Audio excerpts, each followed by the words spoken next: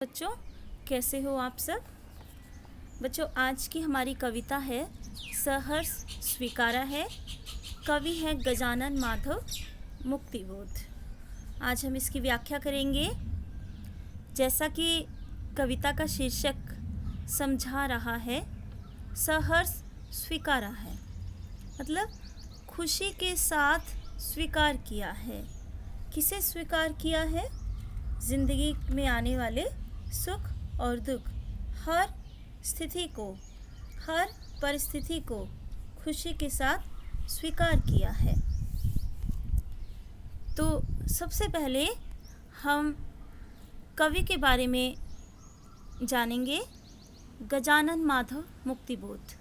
इनका जन्म 13 नवंबर सन 1917 को श्योपुर, ग्वालियर, मध्य प्रदेश में हुआ।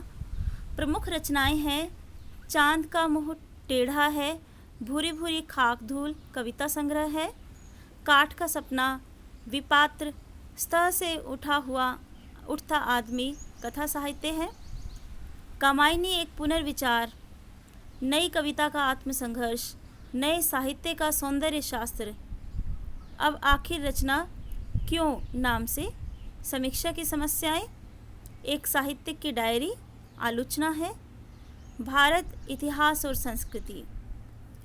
इनका निधन 11 सितंबर सन 1964 को नई दिल्ली में हुआ। मुक्तिबोध की कविताएं सामान्यतः बहुत लंबी होती हैं।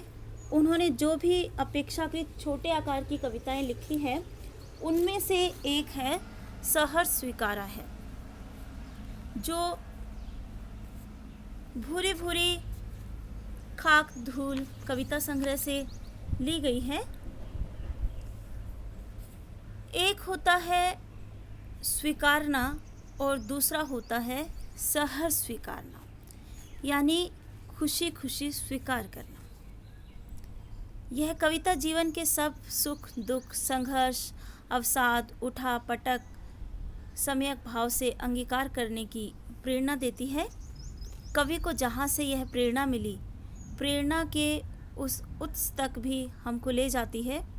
उस विशिष्ट व्यक्ति या सत्ता के इसी सहजता के चलते उसको स्वीकार किया गया था। कुछ इस तरह स्वीकार किया गया था कि आज तक वह सामने नहीं भी है तो भी आसपास उसके होने का एहसास है। मतलब जीवन जो है वो सुख दुख का चक्र है, उसमें उठा पटक, संघर्ष, अवसाद, ये सब आते ही रहते हैं। लेकिन एक होता है उसको स्वीकार करना, और वो स्वीकार किस भाव से किया गया है ये हम नहीं जानते। कभी खुश होकर, कभी दुखी होकर, लेकिन कवि ने सहर्ष स्वीकार किया है। कवि इस सत्य को जानता है कि जीवन जो है वो सुख और दुख से भरा हुआ है। जीवन में संघर्ष भी आते हैं, उठापटक भी आती है। तो कवि अपने प्रिय का दिया हुआ ये सब मानकर, वो प्रिय ईश्वर भी हो सकता है, उसका कोई अपना भी हो सकता है, प्रेमिका भी हो सकती है, माँ भी हो सकती है, कि सब कुछ उसने दिया है। तो जो दिया होगा कुछ अच्छा समझकर ही दिया होगा।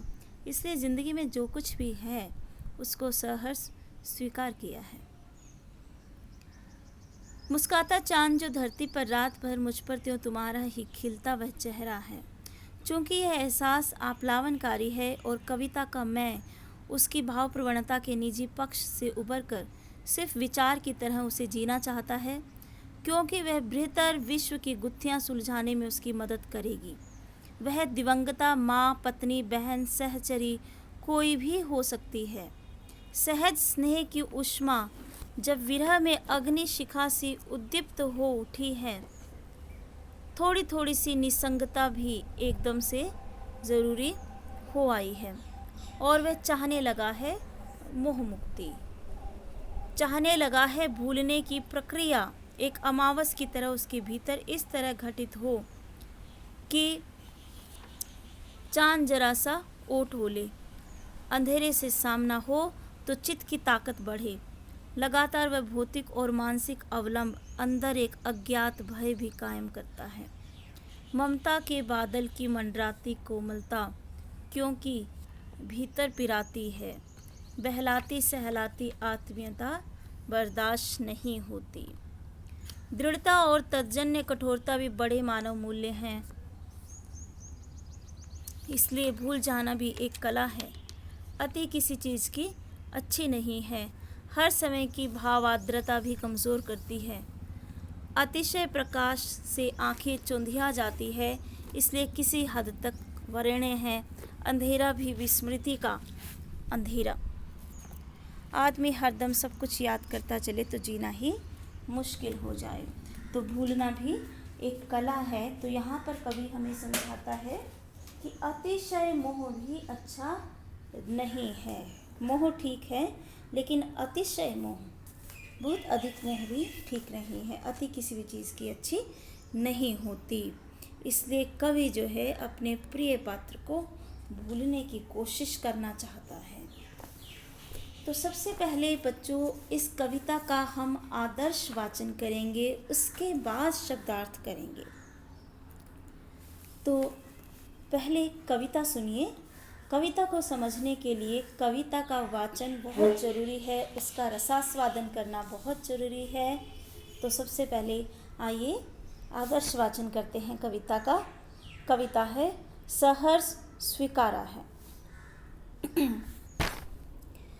जिंदगी में जो कुछ है, जो भी है, सहर्ष स्वीकारा है।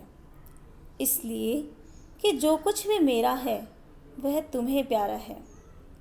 गर्बीली गरीबी यह, ये गंभीर अनुभव सब, यह विचार वैभव सब, दृढ़ता यह, भीतर की सरिता यह, अभिनव सब, मौलिक है। इसलिए कि पल पल में जो कुछ भी जागृत है, अपलक है, संवेदन तुम्हारा है। जाने क्या रिश्ता है, जाने क्या नाता है, जितना भी उड़ेलता हूँ भर भर फिर आता है। दिल में क्या झरना है, मीठे पानी का सोता है, भीतर वह ऊपर तुम, मुस्काता चांद जो धरती पर रात भर, मुझ पर त्यों तुम्हारा ही खिलता वह चेहरा है। जिंदगी में जो कुछ है, जो भी है, सहर्ष स्वीकारा है। सचमुच मुझे दंड दो कि भूलूं मैं तुम्हें भूल जाने की। दक्षिणी ध्रुवी अंधकार अमावस्या शरीर पर, चेहरे पर, अंतर में पालू मैं, झेलूं मैं, उसी में नहालूं मैं। इसलिए कि तुमसे ही परिवेष्टित आच्छादित रहने का रमणीय यह उजेला अब सहा नहीं जाता है, नहीं सहा जाता है।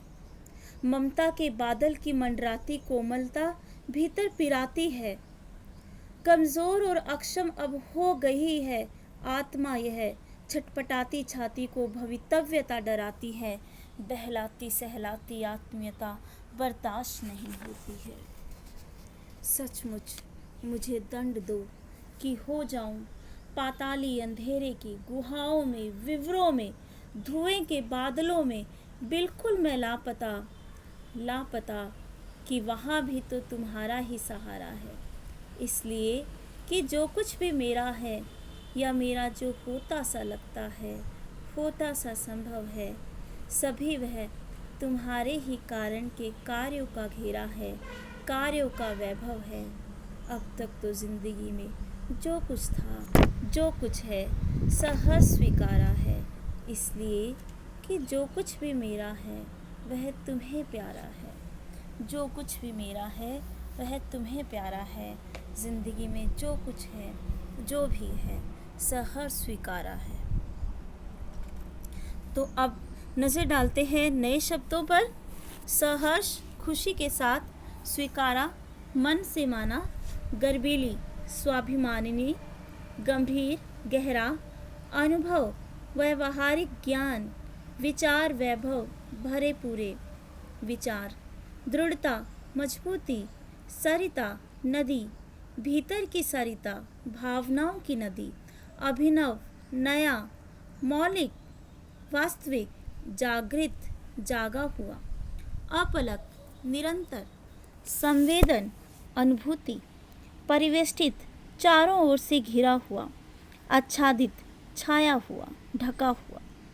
रमणीय, मनोरम, उजेला, प्रकाश, मंडराती, छाई हुई, पिराता, दर्द करना, अक्षम, अशक्त, भवितव्यता, भविष्य की आशंका, बहलाती, मन को प्रसन्न करती, सहलाती, दर्द को कम करती हुई, आत्मीयता, अपनापन।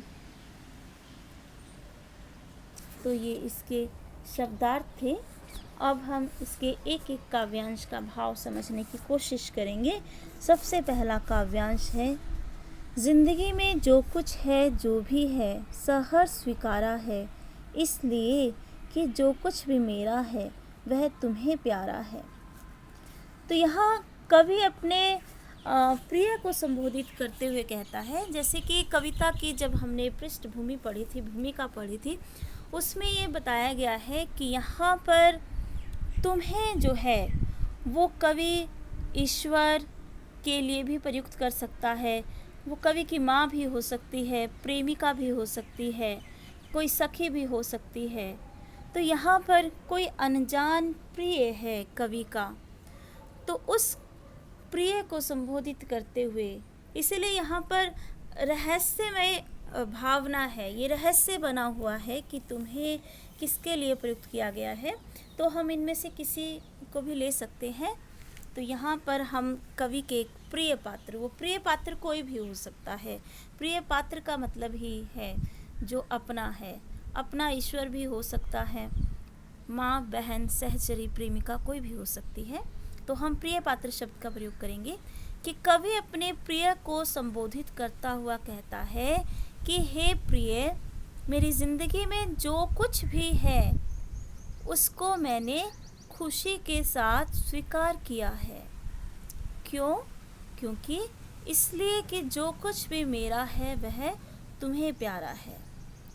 इसलिए कि जो भी मेरे पास है वह सब तुम्हें बहुत प्रिय है, इसलिए मुझे भी प्रिय है। तो मेरी ज़िंदगी में चाहे मेरी उपलब्धियां हो, चाहे मेरी अच्छाइयां हो, चाहे मेरी कमज़ोरियां हो, मेरी कमियां हो, मेरी असफलताएं हो या सफलताएं हो, जो कुछ भी ज़िंदगी में मिला है उसको मैंने खुशी के साथ स्वीकार किया है, क्योंकि तुम्हें यह सब बहुत अच्छा लगता है, इसलिए मुझे भी बहुत अच्छा लगता है, बहुत प्रिय है मुझे भी। तो कवि यहाँ बताना चाहता है कि कौन कौन सी चीज़ें हैं जो उसने सहर्ष स्वीकार किया है।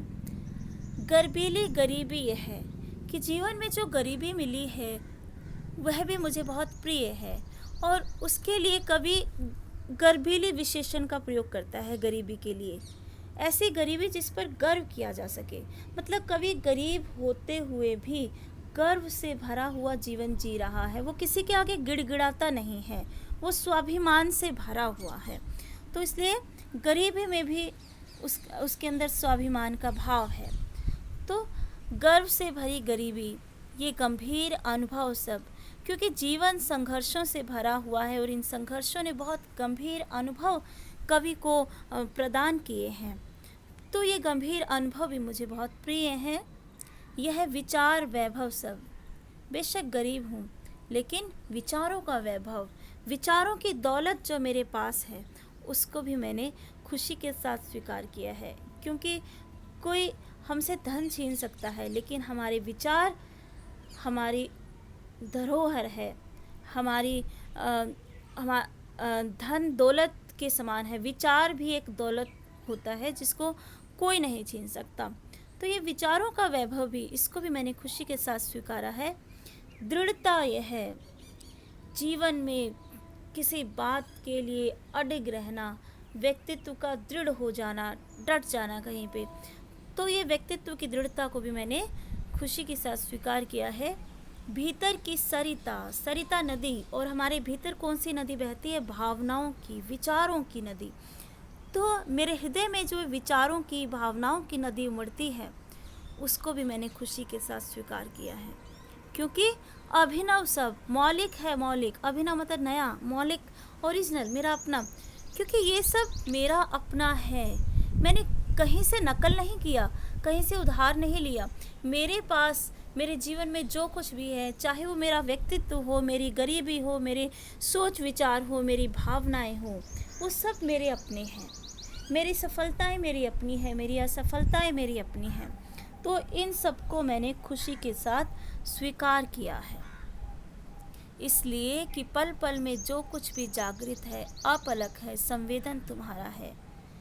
कि इस जीवन में पल पल जो कुछ भी घट रहा है, जो कुछ भी चल रहा है, वो सब तुम्हारे कारण ही है। इसलिए उन सब में मुझे तुम्हारा ही एहसास होता है।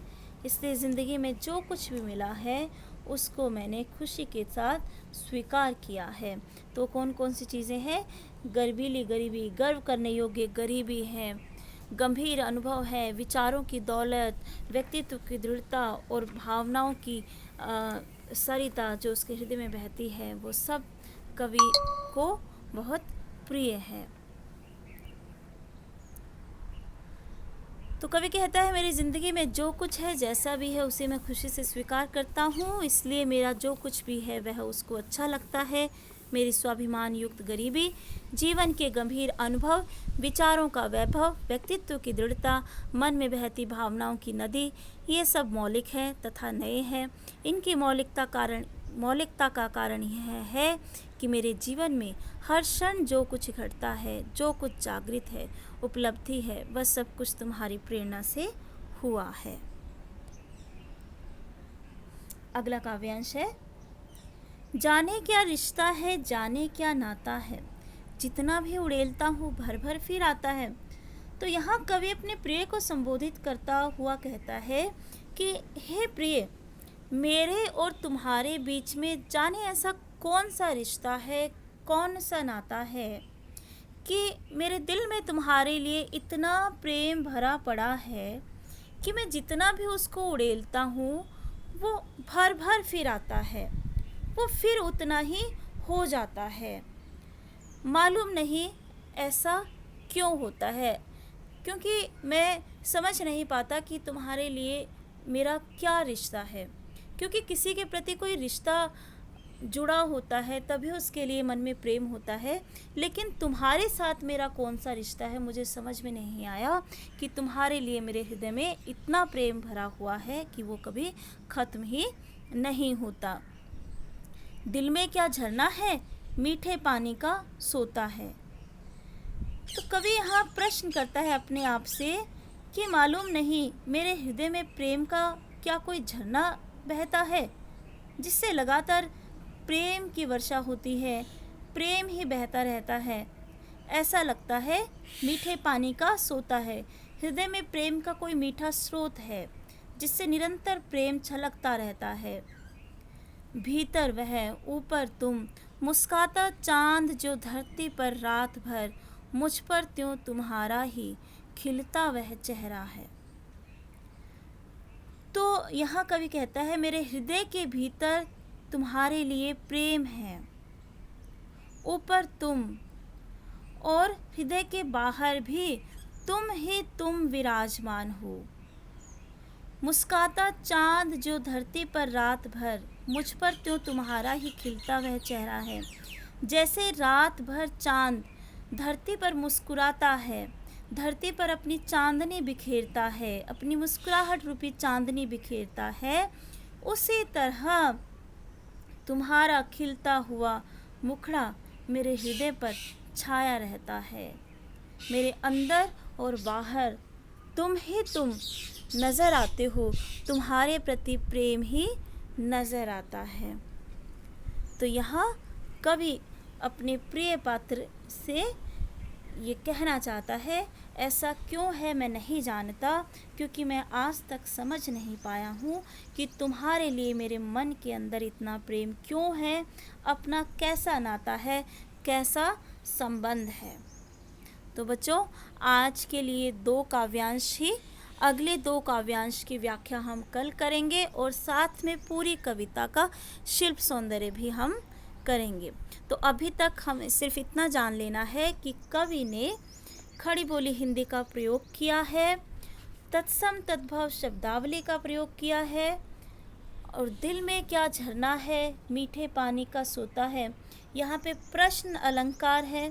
दिल में क्या झरना है? प्रश्न अलंकार है। भर भर फिर आता है, भर भर में पुनरुक्ति प्रकाश अलंकार। और साथ में उपमा अलंकार भी है कि तुम्हारा चेहरा ऐसे खिला रहता है मेरे ऊपर जैसे धरती पर चांद मुस्कुराता है, अपनी चांदनी बिखेरता है। तो यहाँ उपमा अलंकार होगा, मुस्काता चांद जो धरती पर रात भर, मुझ पर त्यों तुम्हारा ही खिलता वह चेहरा है। और जो पहला काव्यांश था इसमें क्या है? इसमें भी यही है। शिल्प सौंदर्य में इसमें गर्बीली गरीबी में अनुप्रास अलंकार है। सहर्ष स्वीकारा में अनुप्रास अलंकार हो गया और गरीबी के लिए गर्बीली विशेषण का प्रयोग किया है। संबोधन शैली है। पल पल में पुनरुक्ति प्रकाश अलंकार है। और विचार वैभव में अनुप्रास अलंकार भी है और रूपक अलंकार भी है। तो आज के लिए बच्चों इतना ही। यहाँ से इसको आप ये भी कर सकते हो, अभी मैंने व्याख्या जो की थी। कवि कहता है कि तुम्हारे साथ न जाने कौन सा संबंध है या न जाने कैसा नाता है कि मैं अपने भीतर समाये हुए तुम्हारे स्नेह रूपी जल को जितना बाहर निकालता हूँ वह फिर चारों ओर से सिमट कर चला आता है और मेरे हृदय में भर जाता है। ऐसा लगता है मानो दिल में कोई झरना बह रहा है। वह स्नेह मीठे पानी के स्रोत के समान है जो मेरे अंतर मन को तृप्त करता है। इधर मन में प्रेम है, उधर तुम्हारा चांद जैसा मुस्कुराता हुआ चेहरा अपने अद्भुत सौंदर्य के प्रकाश से मुझे नहलाता रहता है। कवि का आंतरिक व बाह्य जगत दोनों उसी स्नेह से युक्त स्वरूप से संचालित होते हैं। तो बच्चों आज के लिए इतना ही। धन्यवाद। शुभ दिन। कल फिर मिलेंगे अगले 2 काव्यांश के साथ। धन्यवाद।